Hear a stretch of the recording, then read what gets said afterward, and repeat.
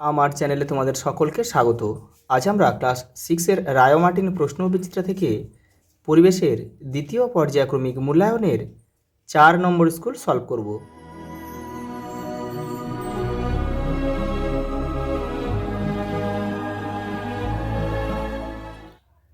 প্রথম প্রশ্ন দেখো, আগ্নেয়গিরি থেকে নির্গত লাভার পরিবর্তিত রূপ হলো আগ্নেয় শিলা। প্রাকৃতিক গ্যাসের প্রধান উপাদান হচ্ছে মিথেন। একটি লব্ধ রাশির উদাহরণ হচ্ছে বেগ। আরও কয়েকটা উদাহরণ তোমরা একটু দেখে নাও। ক্ষেত্রফল, ঘনত্ব, আয়তন, এগুলোও তোমরা মুখস্থ করে রাখবে। মানুষের উচ্চতা সাধারণত মাপা হয় কোন স্কেলে? সেন্টিমিটার স্কেলে। পরের প্রশ্ন দেখো, বায়ুচাপ সর্বোচ্চ হয় সমুদ্রপৃষ্ঠে। ওজন পরিমাপক যন্ত্রের নাম কি? এটা হবে স্প্রিং তুলা যন্ত্র। হাতুড়ি দিয়ে ঘণ্টায় আঘাত করলে কোন শক্তি শব্দ শক্তিতে রূপান্তরিত হয়? যান্ত্রিক শক্তি। পরেরটা দেখো, গভীরতা বৃদ্ধির সঙ্গে সঙ্গে তরলের চাপ কী হবে? বৃদ্ধি পাবে। পরেরটা দেখো, ড্রপার ব্যবহার করে পেনে কালি ভরা সম্ভব হয় কী জন্য? এটা বায়ুচাপের জন্য। অতিরিক্ত কার্বন ডাইঅক্সাইড যুক্ত রক্তকে বলা হয় দূষিত রক্ত। অচল অস্থিসন্ধি দেখা যায় কোথায়? মাথার খুলিতে। লোহার আকরিকের নাম হচ্ছে কি? হেমাটাইট। পরেরটা দেখো,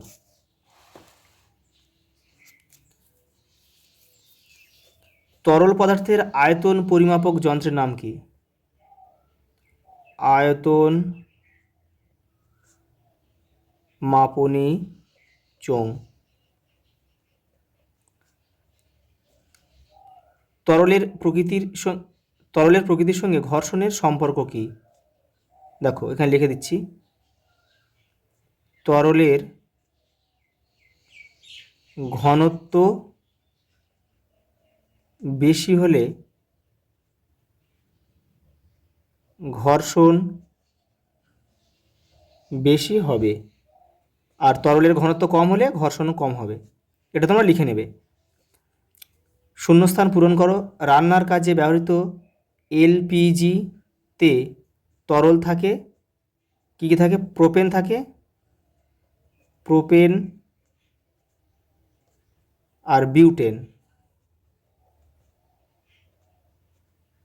পরেরটা দেখো, লোহার সঙ্গে কোন ধাতু মিশিয়ে স্টেনলেস স্টিল তৈরি করা হয়? ক্রোমিয়াম।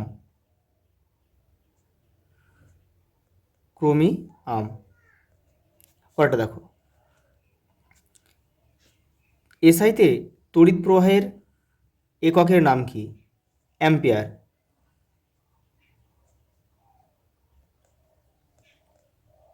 পরেরটা দেখো, স্পর্শহীন বলের নাম লেখো। মহাকর্ষ বল।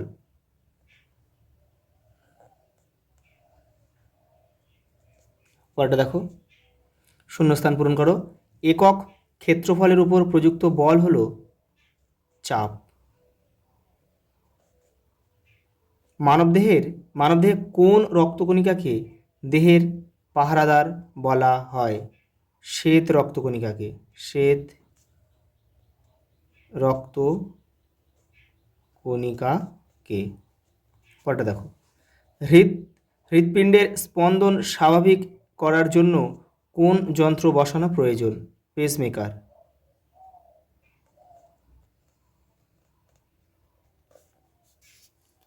পরেরটা দেখো, লালায় অবস্থিত কোন রাসায়নিক পদার্থ খাবারে মিশে থাকা জীবাণু ধ্বংস করে? লাইসোজাইম।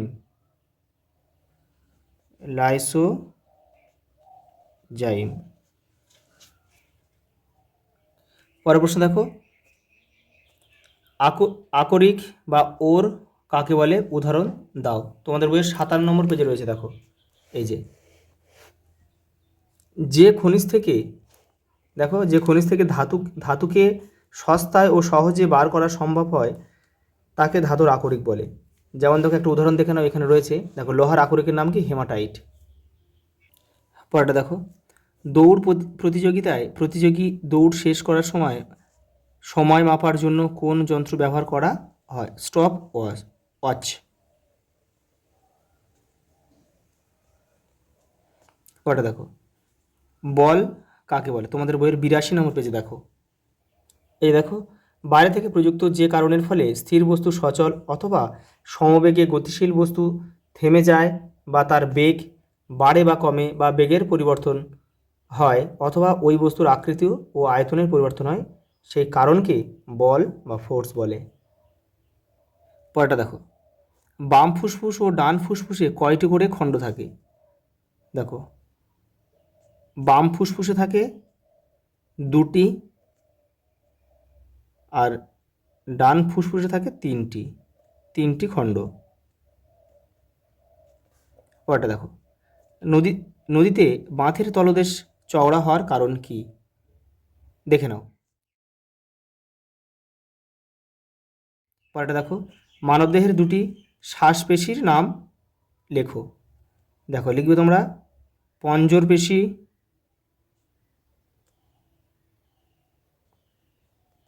আর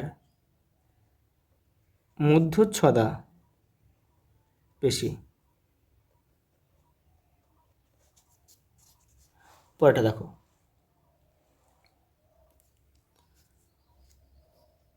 জীবাশ্ম জ্বালানি কাকে বলে? তোমাদের বইয়ের 61 নম্বর পেজে দেখো।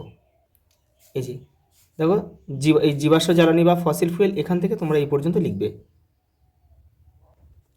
পরেরটা দেখো, ফিতে বা স্কেল দিয়ে দৈর্ঘ্য না মেপে যদি হাত দিয়ে দৈর্ঘ্য মাপি কি সমস্যা হবে বলে তোমার মনে হয়? দেখে নাও। সঙ্গে একটা প্রশ্ন দিয়েছে দেখো, 2টি পরিমাপযোগ্য রাশির নাম লেখো। ভর আর দৈর্ঘ্য।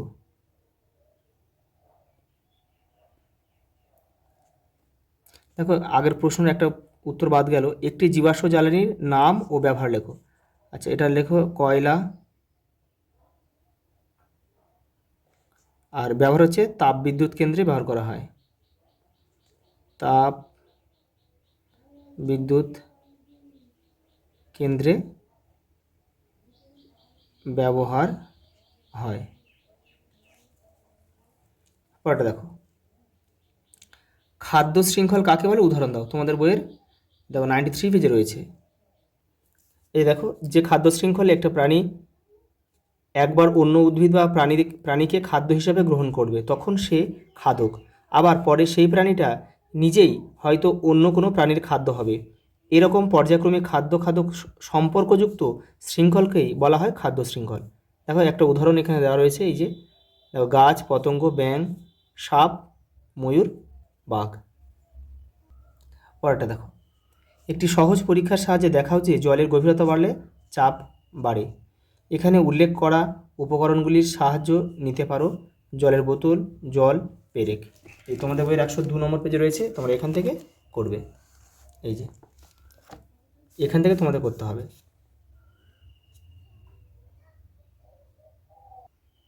পরেরটা দেখো, রক্তকণিকা কত প্রকার ও কী কী? 3 প্রকার। শ্বেত রক্তকণিকা, লোহিত রক্তকণিকা আর অনুচক্রিকা।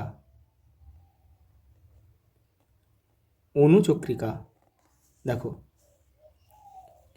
সঙ্গে প্রশ্ন দিয়েছে, দেখো কোন ধমনী দূষিত রক্ত এবং কোন শিরা বিশুদ্ধ রক্ত পরিবহন করে?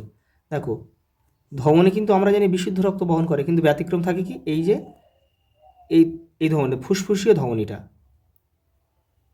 ফুসফুসীয় ধমনী। আর কোন শিরা বিশুদ্ধ রক্ত বহন করে? এমনি শিরা দূষিত রক্ত বহন করে, কিন্তু ব্যতিক্রম এই শিরাটাই, নাম হচ্ছে ফুসফুসীয় শিরা। পরেরটা দেখো, একটা ছক দিয়েছে দেখো, টিকা টিকা দেওয়া হয়, হামের আগে কিন্তু হামের টিকা কিন্তু দেওয়া হয়, এটা শিশুদের দেওয়া হয়। আর অস্থিসন্ধি লিগামেন্ট, তাহলে এখানে আমরা বি লিখব। আর বামনত্ব ডরফিজম, সি, মানে যারা বেঁটে আর কি। পরেরটা দেখো, প্রদত্ত ঘটনাগুলিতে কোন কোন শক্তি কোন কোন শক্তিতে পরিবর্তিত হচ্ছে লেখো। দেখো, কয়লা পোড়ানো হলো, তাহলে কয়লা পোড়ানো হলে কি হবে, এখানে রাসায়নিক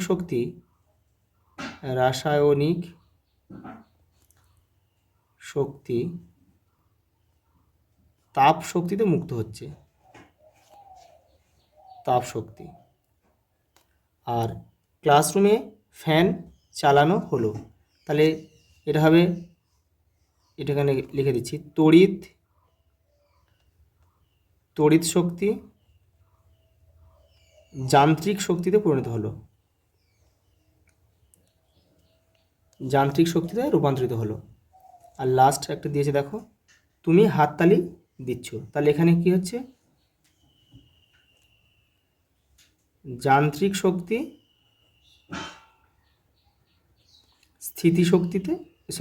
যান্ত্রিক শক্তি শব্দ